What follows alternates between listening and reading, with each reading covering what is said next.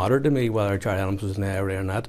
And, you know, I live in the Republican world, and I circulate with Republicans every day, and people aren't queuing up to ask me, was Gerry Adams in the IRA or was he not?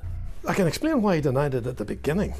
Once he said he was in the IRA, he could be prosecuted for membership of the IRA. But why does he continue to deny? Well, once he got himself into that position, it's difficult to say, well, I've changed my mind. You know, I was actually in the IRA. Now it has got to the point of ridicule. There's a height of absurdity where you can actually produce the minutes of 2 meetings in 1972 that the British had with the IRA. And who were the 2 representatives? Daithí O'Connell and Gerry Adams. I mean, unless Adams was there to make the tea or represent St Vincent de Paul or something. The disappeared are the single biggest, you know, darkest part of the trouble, really, because it's the denial, it's the dishonesty, it's the not knowing what happened, it's the lack of truth about it that people are finding very difficult to deal with. People rationalise things in all sorts of different ways, but he does obviously have a credibility problem, and the party has a credibility problem with another segment of the electorate out there within nationalism, which has stifled Sinn Féin's growth. I mean, they've really plateaued in the north now. And in terms of growing Sinn Féin's appeal beyond even nationalism, that is going to have to await a new leadership. This is sort of a genuine human sympathy. I mean, most people will say, look, this is a horrible thing to happen in your family. So I don't think anybody much is wanting to hunt Gerry Adams over that issue.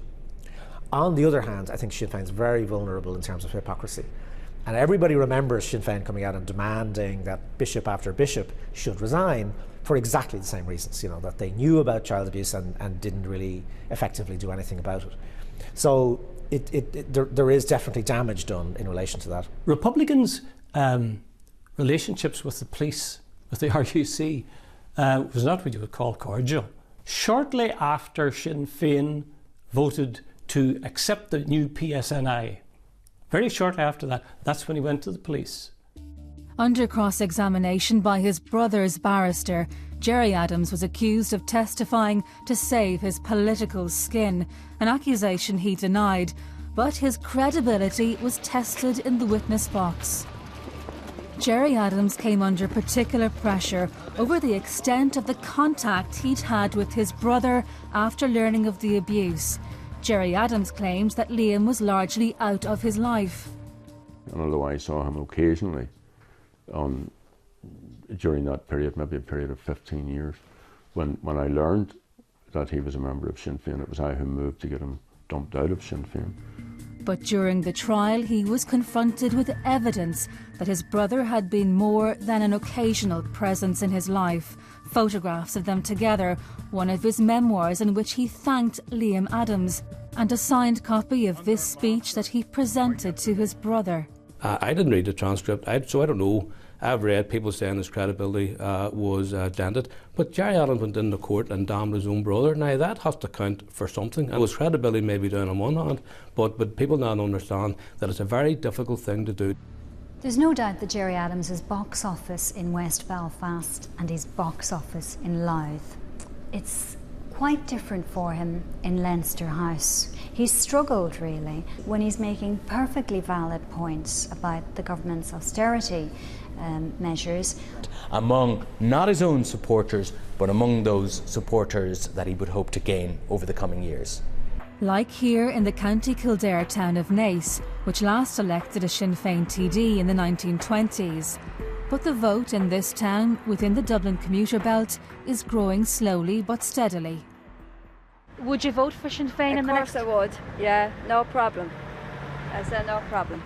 There's so much frustration here with the present government and all the cutbacks that we've had, that the anger is going to come out in the next election, and I think they're going to be the big winners simply by just sitting on their hands. There's always little bits coming out of the woodwork, obviously, the bodies, all the stuff that's in the news at the moment. His brother obviously would have a huge impact, so all these things are going to play a part in that.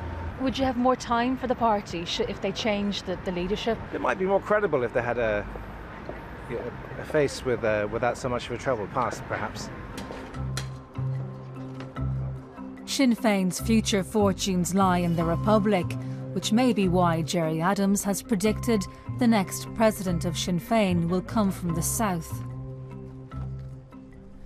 I think there's a geographical but also a generational move within the party. If you look at the next generation of leadership, they are preachers of southern politics, and I think that if you look at the party's development over a longer term, its real interest is in wielding power in the south. The north, for the foreseeable future, will remain, I think, recognisably what it is today. We're now getting to a stage in Sinn Féin where there has to be a generational change, and the older guard will disappear. The people who were involved in the IRA, they're of an age where they're going to retire. So it will be a huge change, a symbolic change, and closing the door on the past. Has been damaged by his own handling of his personal situation. His credibility has been damaged, irreparably damaged. And in politics, if you lose your credibility and you're seen to be somebody who's not been truthful at all times, you do lose support. Well, he won't go right now because that'll appear to be a media campaign to get rid of him, and it'll look like the media pushed him out. He can't let himself be pushed around like that. But if he is solely concerned with endgame, he ought to be looking for a successor right now, and he ought to be preparing to vacate the stage before the next general election. Commentators will talk about Gerry Adams' credibility. He remains very high in the opinion polls, so I'm happy that they leave this to the people to decide. And you know, I come from a party, when I joined Sinn Féin, it was a banned illegal organisation. We now are the second largest party here in the north. We are also probably the predominant opposition in the 26 counties. We're a growing party, and I'm very proud of that, and I have to say I'm very pleased to have worked with Gerry Adams, because he's the person who has driven that by far more than anybody else. Belfast Sunday night, and a dissident Republican attempt to bomb the city centre. This is one reason why the future leadership of the wider Republican movement matters. Moving into a post-Adams scenario creates a challenge for republicanism. There would be probably unease within Sinn Féin that a southern leadership within the party might fail to retain the same influence and authority across the spectrum of Republican communities in the north. And there could be a sense that dissidents could manipulate or find room to manoeuvre if that were the case. And that would be something that Sinn Féin would be very mindful of at the moment. Judged by his Republican critics. You have to remember, we're 15, 16 years into the Good Friday Agreement, 20 years in the ceasefires. Nearly all of us are outlaws now. You know, they're not going to go back to war, you know, especially if Gerry Adams goes. I mean, it'd be totally ridiculous for anybody to say, right, Gerry's away, we'll go back to war.